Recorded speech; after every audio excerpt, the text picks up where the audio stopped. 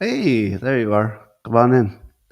I just love spending my early mornings with you. I really do. It's one of my favorite things.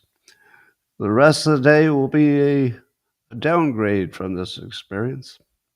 I hope it's the same for you. No, actually, I hope you have a better day than I do. Why would I be selfish? All right. If I can stop my hiccups, we've got a show to do. Are you ready? Are all of you ready? All right. Good. If you're ready, I'm ready. Bum, bum, bum, bum, bum, bum. Whoa. Hold on. I'm looking at a comment. Nope. Don't need to look at that. Bum, bum, bum. Good morning, everybody, and welcome to the highlight of human civilization. It's called Coffee with Scott Adams, sometimes with Gary the Engineer. And if you'd like to take your experience up to levels that nobody can even understand with their tiny, shiny human brains, all you need for that is a cup or mug or a glass, a tankard, chalice, a stein, a canteen, jug or flask, a vessel of any kind. Fill it with your favorite liquid. I like coffee. And join me now for the unparalleled pleasure, the dopamine hit of the day, the thing that makes everything better. It's called the simultaneous sip, and it happens now. Go.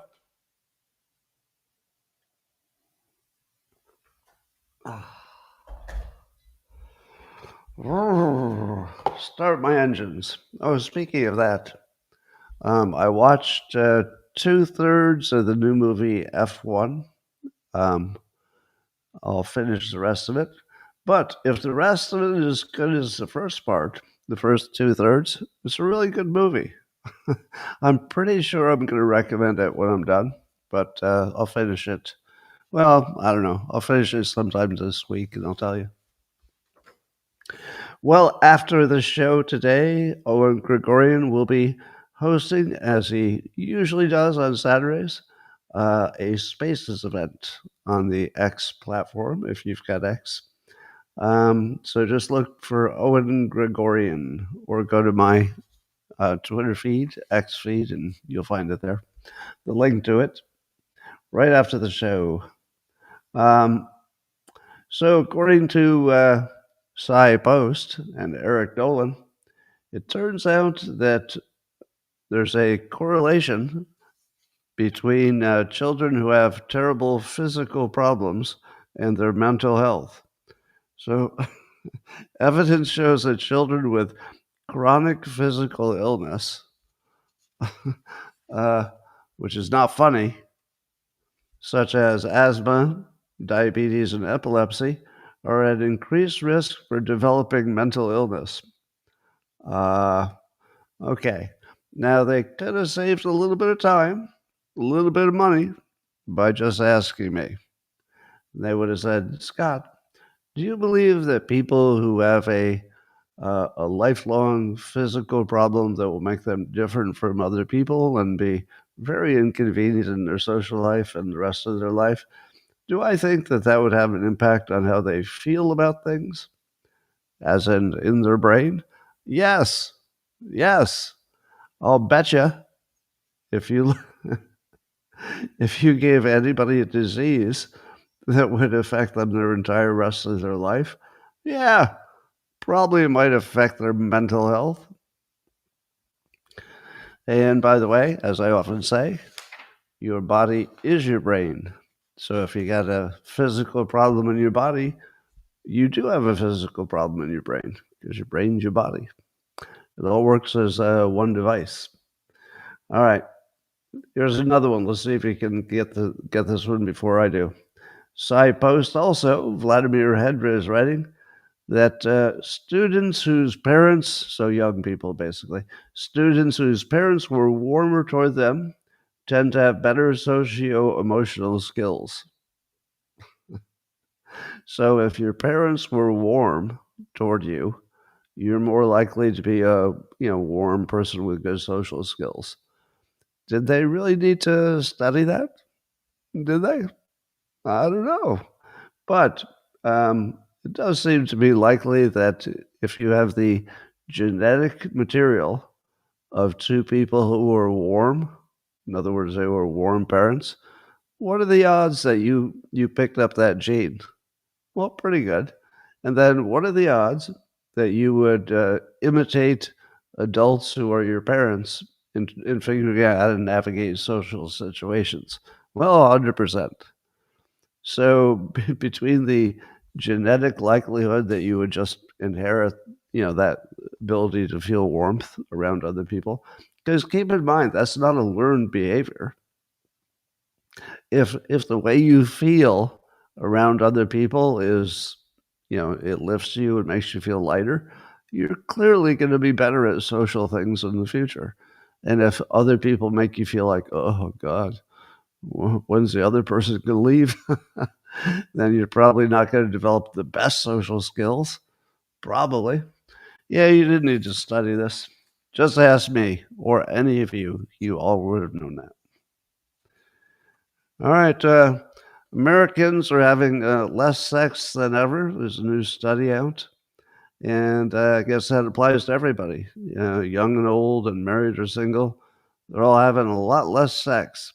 And the experts are trying to figure out why. Do you think they'll do a big, expensive study to find out why? Or, how they could save money? Don't do that study. Just ask me. Go outside and look at the people who walk by. Would you want to have sex with any of them? Probably not. Probably not. We all got fat and unpleasant. So, half of the country took itself offline to the other half just by having some political point of view. And then we eat ourselves into total unattractiveness. Of course, we're having less sex. And the women that everybody would want to have sex with, they follow the money and they become OnlyFans girls. And so, yeah, between that and online porn, it does seem to be that everything is lining up for Americans to have less sex than ever. Sure enough. I feel like in the 50s, everybody tried to look thin and well dressed. And don't you think that would increase the amount of sex you had? And they didn't have phones. So if they got together, it was all about the other people. So I don't know. Those might seem like our golden years. According to American Psychological Association, the people who are at the extremes of the political right and the extremes of the political left, their brains work a similar way. And that similar way involves getting way more physical sensation, in other words, emotions, from politics. So the people who dominate the extremes, either the left or the right, they feel politics. Like if you show them some new political story, they might be elated or they might be disgusted, but they really feel it, just like a stomach ache, they would feel it. Whereas the entire middle of the country, the ones who kind of care what happens in the news, but it doesn't affect them physically, it's just something they heard, they don't have the same brain impact or body impact. So, does that surprise you? No, because as I've tried to teach Ben Shapiro, uh, the facts don't care about your emotions. So your feelings are, of course, what drives everything.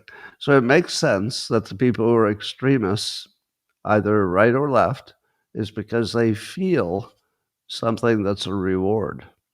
So if they get, revulsion from looking at what the other team is doing, but it's still sort of a competition and you like your team and you can't wait to talk to them about it, about that thing the other side is doing that's so bad. Yeah, that's just pure emotion. And you would expect that those people would have a suicidal empathy and TDS, and you'd have what do you call it when the soccer mom wants to be a hero by supporting her trans child? There's a name for that, right?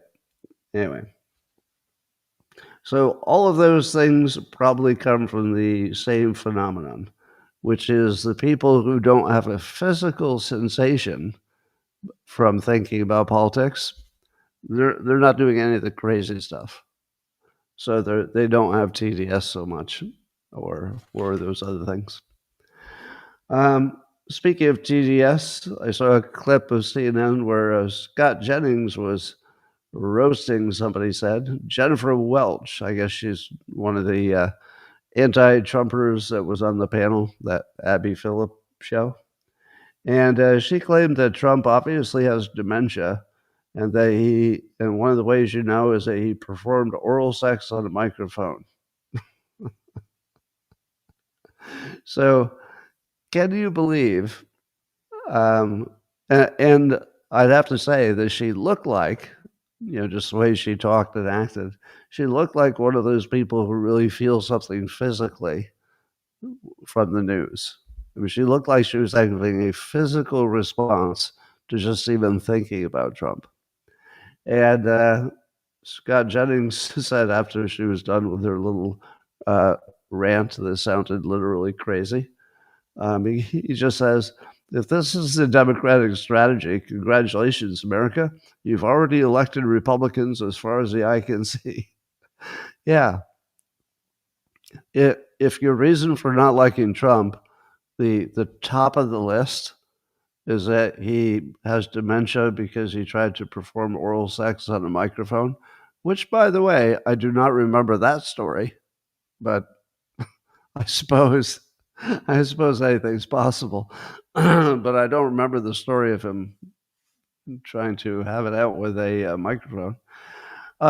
So when the Democrats talk like that, not every Democrat, of course, but when one of them talks like that, do you say to yourself, well, there's just a competing opinion I should take seriously? Or do you say to yourself, what is wrong with you? Like it looks like you have a mental health problem. And that's what that looks like. That comes off not as an opinion. That comes off as a mental health problem. Doesn't it? Is it just me? I don't know. Well, even the Portuguese president has some TDS. He said in public, believe it or not, that Trump is nothing but a Russian puppet. And he said the top leader of the world's greatest superpower is, objectively, a Soviet Russian asset. He functions as an asset. That's the president of Portugal. You know what's funny is I'd never seen a picture of him before that I can recall, but I saw the video of him talking, and I thought, oh, I get it. He looks as dumb as he sounds. He looks like a dumb guy. And then that comes out of his mouth. He's the head of Portugal, and he believes that Trump, who has put these vicious sanctions on Russia, etc., is trying to solve a war. They think he's a Russian asset. All right.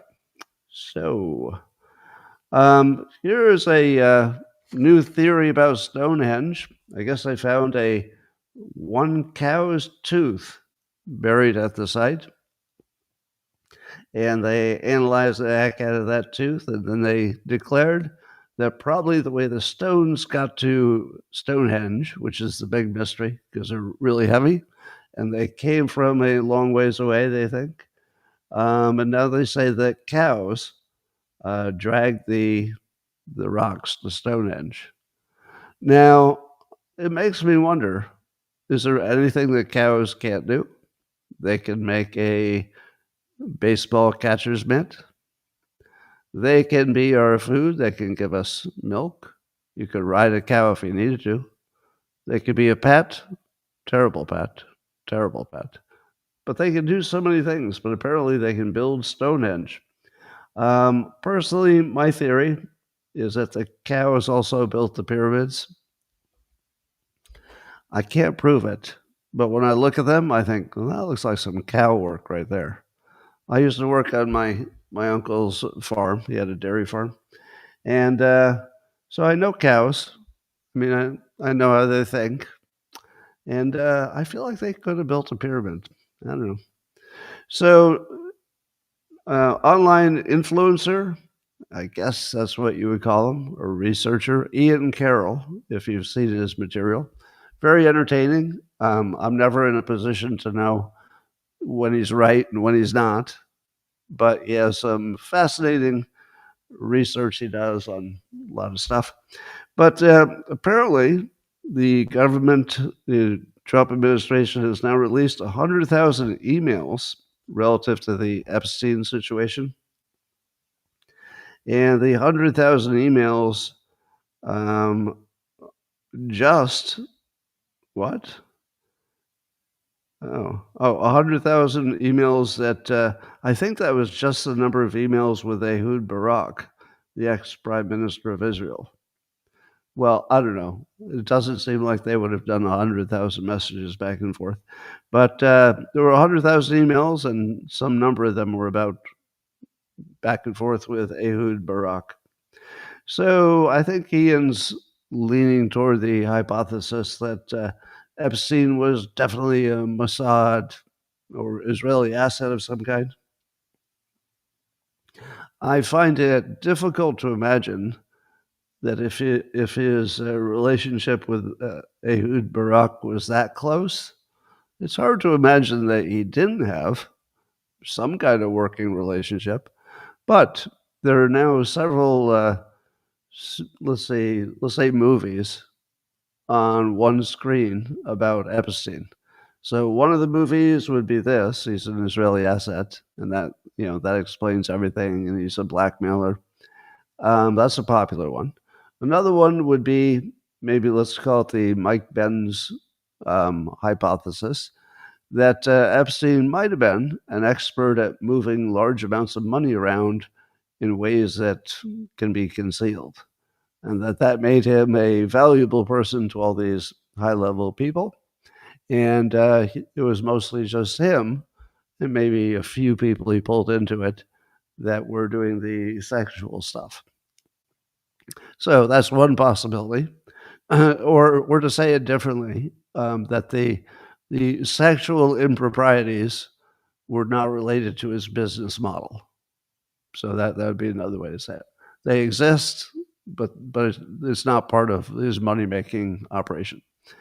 Um, and then what else do we have?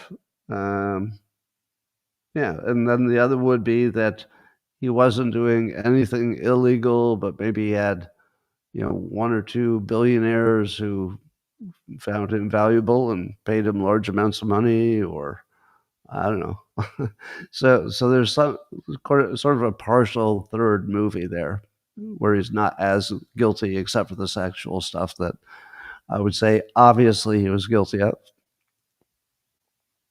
So that Epstein situation, we'll never know, I say. Well, apparently there was a rumor going around on X today that President Trump was dead, but he's not. So he's not. But the rumor was going around, and partly because I guess we haven't seen him in a little while, and he has no scheduled public appearances this weekend. Now, he also hasn't taken a vacation since he started, and no summer vacation, which is a little unusual. So it wouldn't surprise me if he's just going to do a little golfing this weekend. And, I mean, it's a holiday weekend, so maybe he's just golfing, hanging with friends, and that's all the vacation he needs. Maybe. He doesn't seem like a beach guy. So, I mean, what if you don't go to the beach? Vacations don't make nearly as much sense, do they? If you're not like a gourmet food connoisseur or a wine drinker or a beach guy, vacations just don't have that much appeal. So you'd rather just live a life doing the stuff you like, well, I like golfing, so we'll do that. Anyway, I'm going to inject my own, let's see, not conspiracy theory, but my own speculation. I like that word. I'm going to speculate that since Trump, it's almost impossible to imagine him having the whole weekend off with nothing on his schedule, unless there's something really big that's about to drop. So, is it possible that he's doing some really serious negotiations that we don't even know is even a topic? Could it be that sometime next week we're going to learn that he was really working this weekend and like really working and got something done? Or that there's the negative part would be that there's some new danger approaching that we don't know about and he's got to figure out what to do about it. I don't know. It does seem unusual that we wouldn't know what's going on and he kind of dropped out of sight even for a few days, even on a holiday weekend. So it could be anything. Could be, I don't know if it could be cosmetic surgery or anything, but anything's possible. Um, so here's a poll, Gallup poll. You may have heard of this one, but the post-millennials talk about this, Hannah Nightingale. And the poll said that 0% of Democrats were satisfied with the state of America right now. 0%. 0? Now, obviously, you're thinking the same thing I am, which is, okay, there's no poll that has 0 for any question. 0 is just not even, it's not one of the possibilities. Now, it wasn't exactly 0. It only rounded down to 0. So there were a few, but it rounded down to 0. So I thought my first take on this was to ignore it because obviously there was something wrong with it, obviously. But then I saw that the post-millennials writing about this, that apparently when Biden was in charge, the Republican 97% of Republicans were dissatisfied. So only 3% of Republicans at most said they were satisfied when Biden was in charge. So I feel like what this is really measuring is the effectiveness of brainwashing. I feel like that's what it's measuring. Because let me ask you this: you've probably seen the man on the street or person on the street interviews, where somebody who's just playing around because will go up to a stranger and say, "Here are 3 policies that let's say it was under Joe Biden." 3 policies that Joe Biden's doing. What do you think of these policies? And then he'll cleverly list 3 things that are Trump policies that Biden hates. But he'll say, what do you think of these Biden policies? And if you ask a Democrat, the Democrat will say, well, those are very wise policies. They're very good. And then the interviewer will say, okay, those are all Trump's policies. And the person on the street always goes into full cognitive dissonance and like, maybe I should do a little more research, right? So it has been proven, certainly to my satisfaction, that people's impression of whether things are going in the right direction has everything to do with what other people told them. Their opinions were literally assigned to them by the party and by the fake news. So, yes, there is all you can take out from is the country moving in the right direction. The only thing you can take from that is that one side is winning, and everybody on the other side is going to say, "Oh, yeah, it's all going to hell." If you took, let's say, you made a list of all the things that Trump is doing that people would agree at least is getting some kind of result. How hard would it be to take all of his policies and just put them in a Democrat and then have all the Democrats salute it because it's coming from a Democrat? And the answer is there might be an exception, But I feel like 100% of what Trump is doing or proposes doing, 100% of it, it feels like, could have come from a Democrat not too long ago. I would say 100% of it could have come from Bill Clinton. That's not ancient history. But something like everything he's doing would be compatible with a lot of it's compatible with Obama, right? Obama didn't love crime and he didn't love an open border, and he deported quite a few people. So that's the way to think of this. Don't think that the poll is measuring anything useful. All it is people who've been brainwashed that their team good, other team bad, and it really isn't the policies. It really is not the policies. And it's not even the candidate, where you're just not allowed to like the other side, and that's how people answer the poll. What about tariffs? Can't you easily imagine that a Democrat president had been the only one who ever came up with tariffs and said, "Yeah, you know what, tariffs," and then the Republicans would say, "Oh, of course you're in favor of a tax." But instead, the Republicans came up with it, Trump. And so what did the Democrats say? Well, look at you, you're taxing us. So even something as basic as a tariff, I guarantee you, if a Democrat had been the only one to support that, like Trump was a little bit, the only one, Democrats would have fallen in line, said it was genius. Well, the good news is that gas prices are lower than they've been for the weekend since 2020. So last year they were 329, and the year before 377 on average, and now it's $3.15 on average. So energy's down, eggs are down. I don't know if prescription drugs are down, but they will be down. If Trump gets his most favored nation stuff. So those are pretty good. I mean, eggs and energy and yeah. So some things are down, but I guess beef is way up, and housing is way up, and healthcare in general is way up. So it's a mixed bag. Well, a federal appeals court ruled against Trump.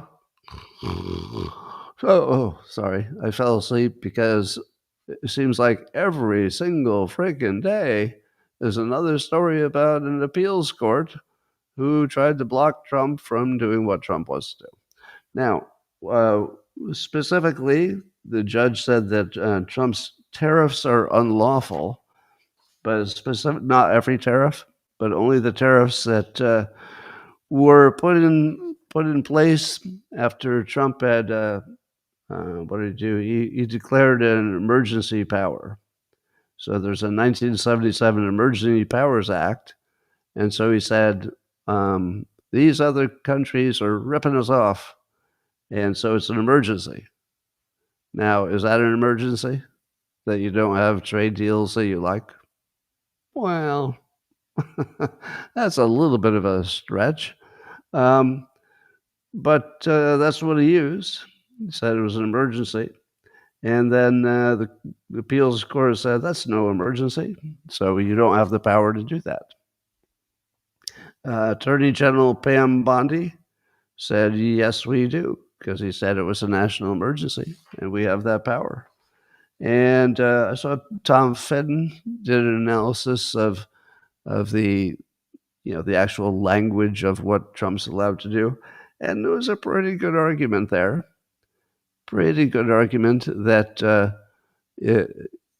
if you allow that he had the power to declare something an emergency, so I think you'd have to accept that he has that power, and it's not up to you to disagree with it. He just has that power. He can call it an emergency. And then if he does, There's a good argument that tariffs would be well within the normal range of tools that he would have at his disposal if it's an emergency. So even though it's not specifically mentioned as a power, it's sort of a common sense interpretation that it would include at least that kind of a power. So we'll see what the Supreme Court does. That would be, um, even though it's not every one of his tariffs. I don't know how he did the other ones, but maybe Congress has to give him that power first. So we'll see. Apparently, Missouri, according to Politico, Aaron Pellish is writing that Missouri is going to look into redistricting in a special session, sort of like California is doing. If so, they think they would pick up one GOP seat. But apparently, we're not hearing much from other Democrat states. So we thought that there would be what would happen is it would set off some mutually assured destruction where every state would gerrymander until everything was ridiculous. Well, it's already gerrymandered enough that it's ridiculous. But it looks like the Republicans may be willing to go all the way on this, no matter what the Democrats do. So it looks like the Republicans are going to pick up a bunch of, even if the Democrats went hard at it, they have fewer states that aren't already gerrymandered. So the Republicans would come out ahead. But I wonder if the other Democrat states are trying to lay low just to make sure that it doesn't become an all-out gerrymandering war, which they know they would lose. So it could be that even though people think that California will sort of match what happened in Texas, that if all they do is match it, maybe that's enough. Hey, just keep your head down. If we could get away with just matching it, that's our best case scenario for a Democrat. But if we go out there and say, we are Vermont, I don't know which states are in play, but go out there and say, we're Vermont, and we're going to join California in gerrymandering. Well, all that's going to do is guarantee that every Republican state does it. I think every Republican state, or most of them, are going to do it, just in case and just because they can. But if you're a Democrat, you might say to yourself, why don't we just, shut up about this and let California be our answer? They just matched Texas. As long as you're matching, there's not as much argument that you got to, fight it to the last district, I guess. So I'm just wondering if Democrats are trying to lay low and see if it blows over. I don't think it will. I think Trump has already put out the word, you're going to gerrymander, or else I'm going to make your life difficult. So, surprise, Democrats, possibly. Are any of you following the story about the statins? The drug statins. I remember some years ago, it was quite a while ago, that my doctor did whatever test. What is it for? So the statins are to lower your cholesterol. And when my cholesterol test came back and it was already as low as you'd want it to be, I remember my doctor saying, oh, if your cholesterol were higher, I'd put you on a statin.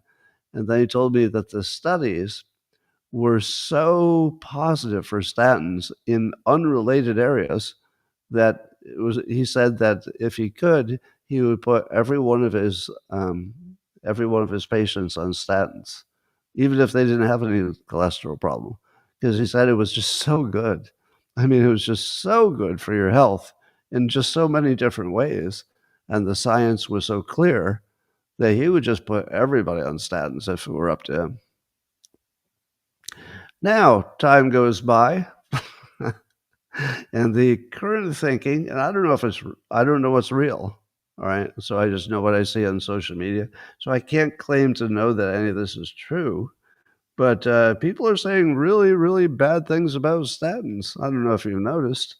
But now there's some indication, and again, I'm not going to say that I know that any of this is true, but there's some indication that um, having a having low cholesterol makes you a higher chance of getting diabetes.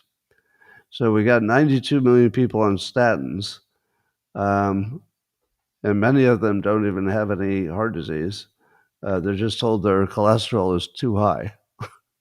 And because of that, they may or may not be giving themselves a higher chance of getting a blood sugar disease. Now, again, I'm not your doctor, so you should not take any medical advice from me. Everybody understand that? I'm telling you what the world is talking about statins. I'm not telling you what I think makes sense for you to do. If you think you're hearing that, you're not hearing that. I'm just talking about it. You're going to have to figure it out yourself on the medical stuff. Well, Maxine Waters is pushing the idea that Trump needs to be taken out with the 25th Amendment because he's so obviously crazy. Now, first thing I would say about Maxine Waters is you may know she was replaced a while ago by a wax figurine of Maxine Waters. And unfortunately, they left it out in the sun a little bit too long. So what looks like Maxine Waters is actually a wax statue that's partially melted, and that would explain her look. But she says there's something wrong with this president. So have you noticed the pattern, the trend? That whatever it is that the Democrats are complaining about is not real. Just not real. It, and I don't know, maybe that's a little bit the same on the other side. Maybe Republicans worry too much about things that aren't real as well. But man, the Democrats with their imaginary issues. So he's the imaginary dictator who had an imaginary insurrection on January 6th, and there was an imaginary thing where he said something about neo-Nazis that we know to be a hoax.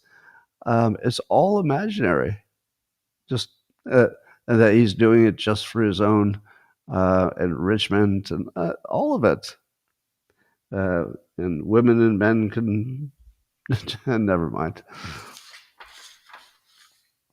So you may remember the other day I was saying, I don't understand what the Fed does, the Federal Reserve, and that if their main thing is setting the interest rates, how many people do they need to do that?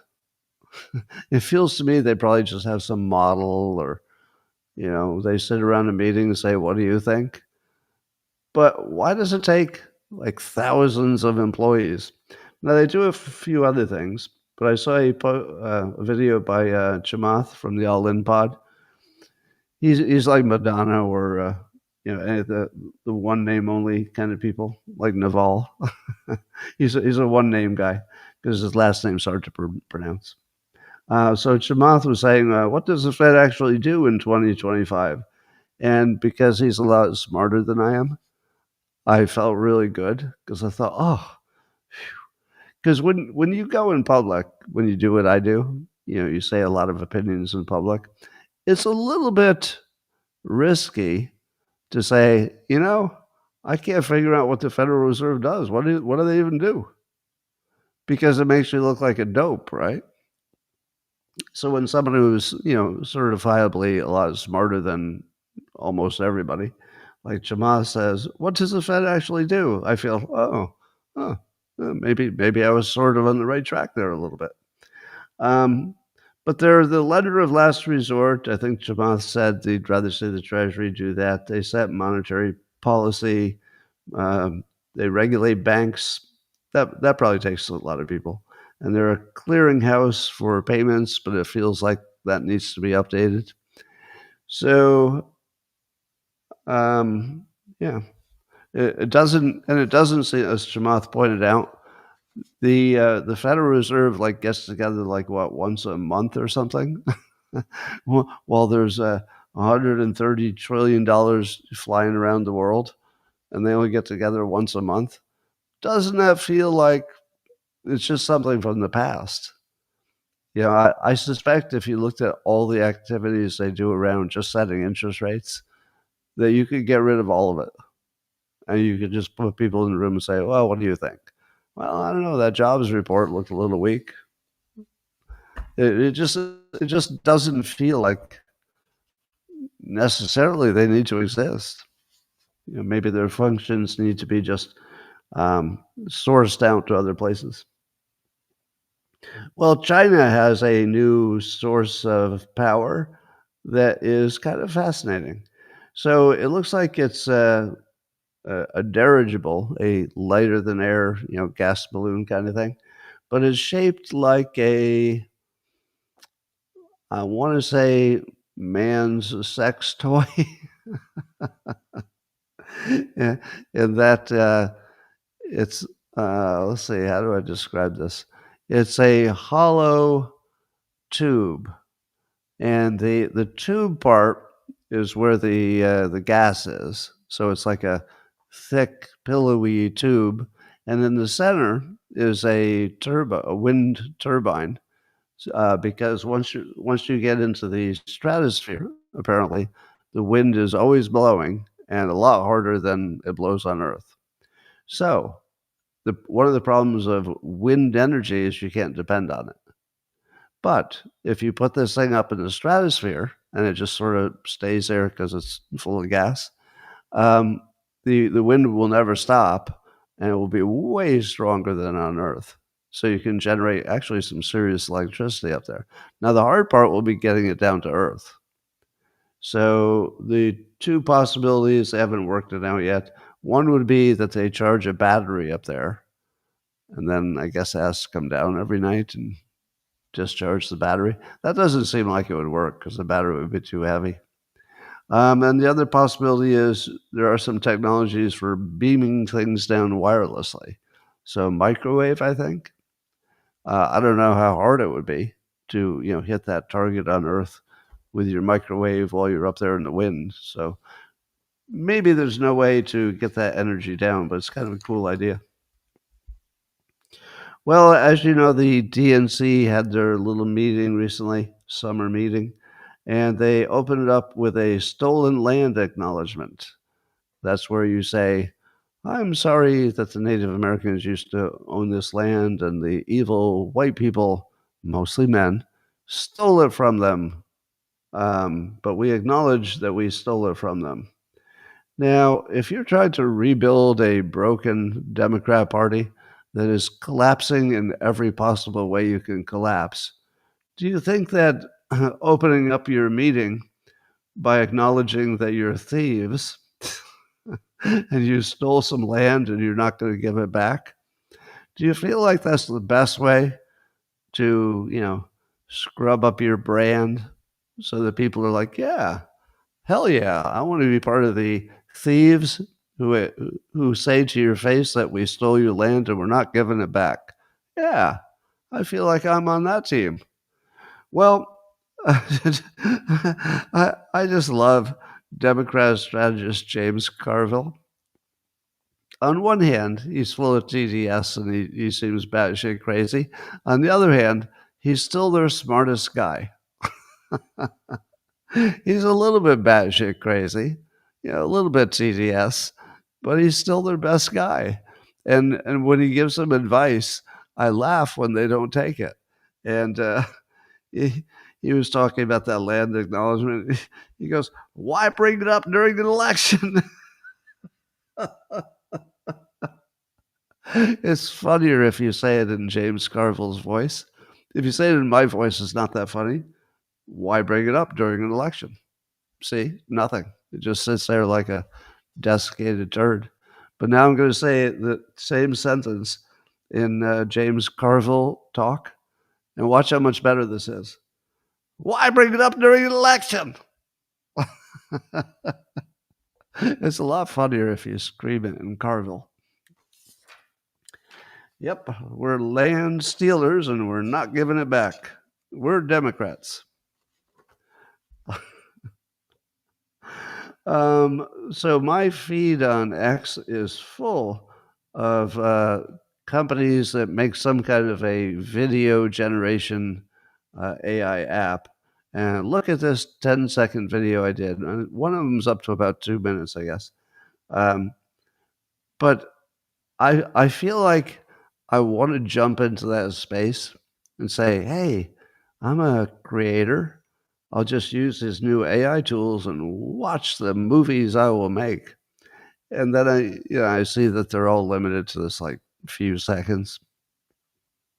And I say to myself, okay, if I jumped in and picked one of these many apps and then I became an expert in it, what is the most likely thing that would happen? If I became an expert and really started working on a project and maybe tried to make a movie, like some real commercially important thing, what's the most likely thing that would happen? The maker of the app goes out of business before I finish my project, and it's not compatible with any other app. You can't just take it from that point forward. That's the most likely thing that would happen. So it doesn't look like we have an industry where I could start a project and finish it. I feel like I can only start it. And then on top of that, the improvement in the technology is happening so quickly that if I do all of my research and find the very best video generator, I go, all right, this is definitely the best one, so I'll use this one. And then I spend a bunch of time to learn it and I start making my project. How long would it be before there's one that's so much better, and it might even be like, one day later, uh, that is so much better that it would be insane for me to keep using the one I started with. So we're at this weird point in this video thing where it can't quite do something really big. It can make, little viral videos, which have some value, but, minor. And it doesn't make sense as a creator to learn any one of them in particular because you can't trust it'll be there. So I feel like this is going to be, obviously, this will be a gigantic part of the economy at some point, but I feel like it's going to be nothing, nothing, nothing, nothing until it isn't. So this is one of those ones that's going to be like, well, it's a little bit better. Yeah, it's a little bit better. Boom. Suddenly it'll be everybody can do everything. There's now a robot. I saw some Mario Nawful posts on this that can perform a surgery on an egg. So they can actually pull the shell off it without injuring the egg. It's so fine. And at the risk of sounding unkind, how good would the robot surgeon have to be before you would prefer it to the DEI surgeon? You know that all of you are thinking, all right, now that we've demonstrated for sure that DEI has resulted in way less qualified people getting accepted into medical school, it's not like it used to be. Like it used to be, if you got through medical school, I really did trust that you knew what you were doing. Now I don't, because the criteria changed. And this has nothing to do with anybody's race or gender. It's just if you change the criteria and really focus on something other than merit, well, everybody knows how that turns out. So I don't have to be like an expert to do any research. I just have to know how good the robot is.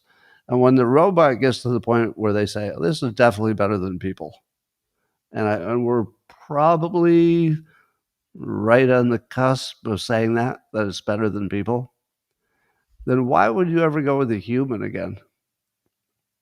So I think the surgery job might be one of those that is untouched by the machines for another, could be several years.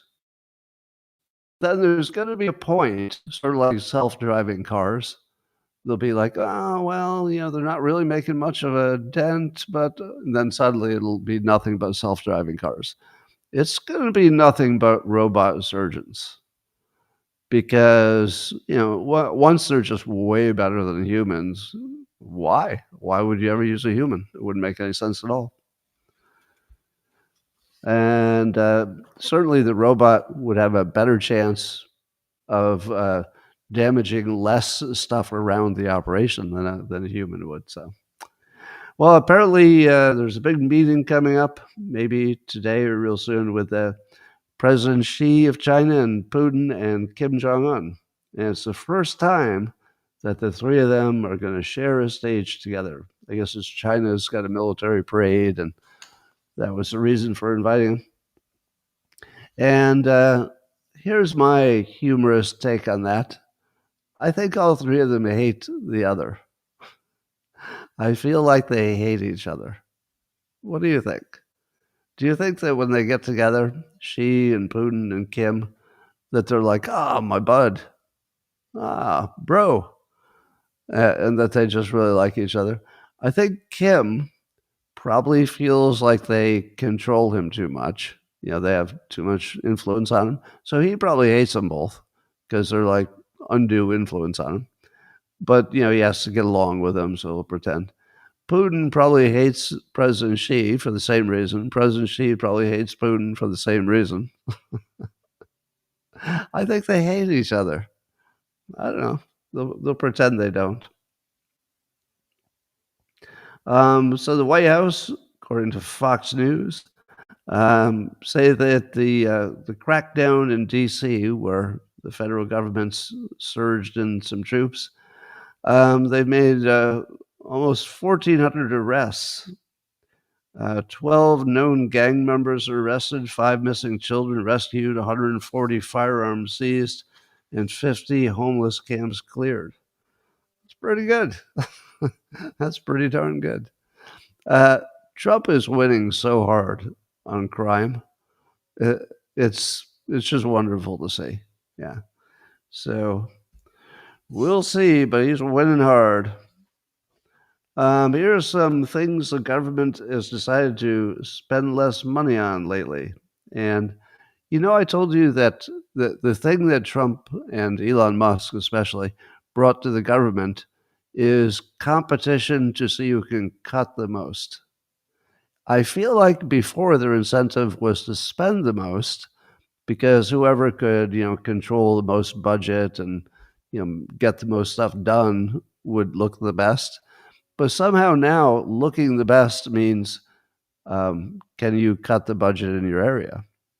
So we've seen, Bill Pulte making cuts. We've seen talk about the Fed doesn't need that building. So we're seeing cuts all over the place. So here are a few. So Trump is cutting $679 million federal funds for offshore wind projects. OAN is reporting about that. So Trump is very anti-wind projects. So he just cut the budget. $679 million. Boop. There you go. Meanwhile, RFK Jr. has canceled $122 million in LGBT and diversity grants, according to the National Pulse. Now, does Health and Human Services need to make LGBTQ and diversity grants? Like, why are they even doing that? So he just cut $122 million. Boop. And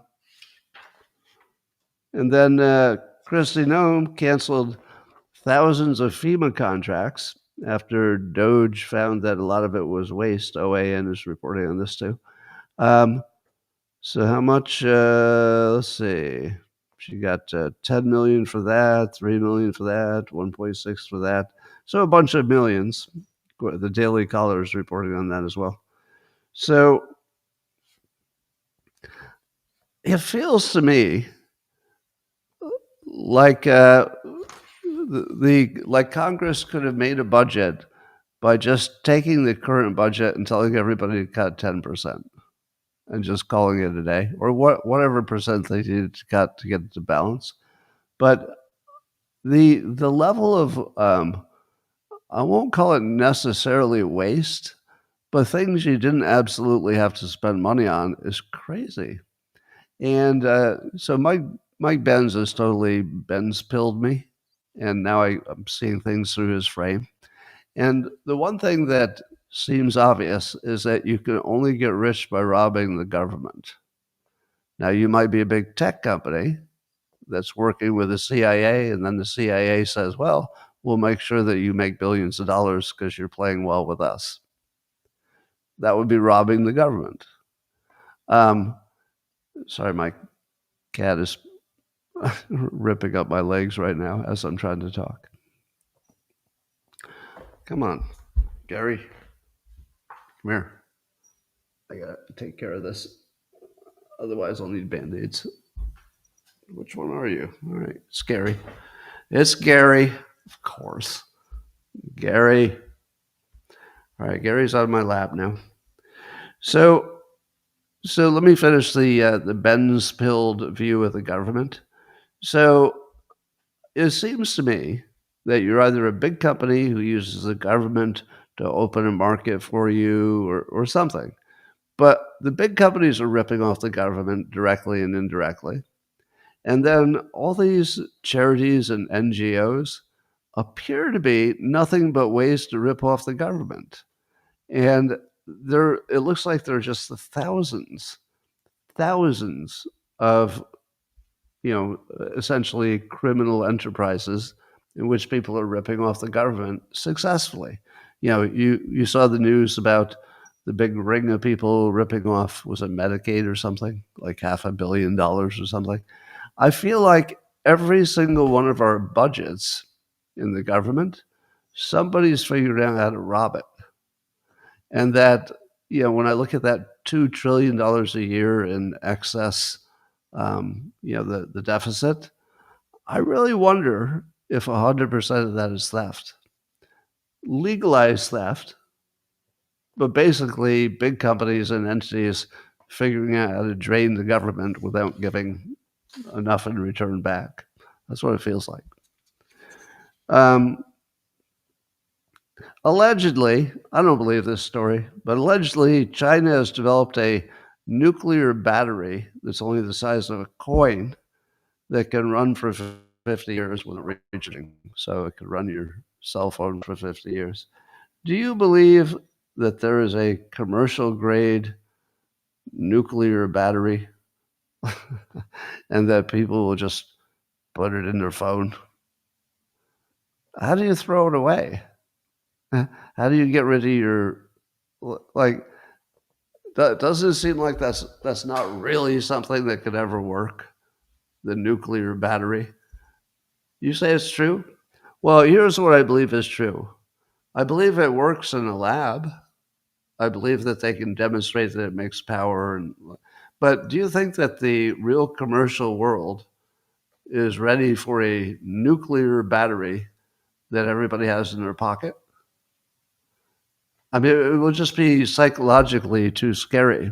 And I know what you're going to say, but Scott, they thought of all the safety problems and they got it worked out. Well, maybe, but it just doesn't feel like people are going to want to put okay, I've got a cat crawling on my back now. It doesn't feel like that's going to be a real thing in the market. It might work in the lab. Well, how many people do you think have died in the Gaza war so far, just the Palestinian side? Reportedly, the Gaza Health Ministry says 63,000. Stop it. Stop it. Don't do it. I know what you're going to say. If you're an NPC, what do you say now? Scott, nobody can believe the death count from the Gaza Health Ministry. Nobody believes that number, right? Well, I hear that. I tell you all the time, don't believe any numbers that come from a war zone, right? You've heard me say that.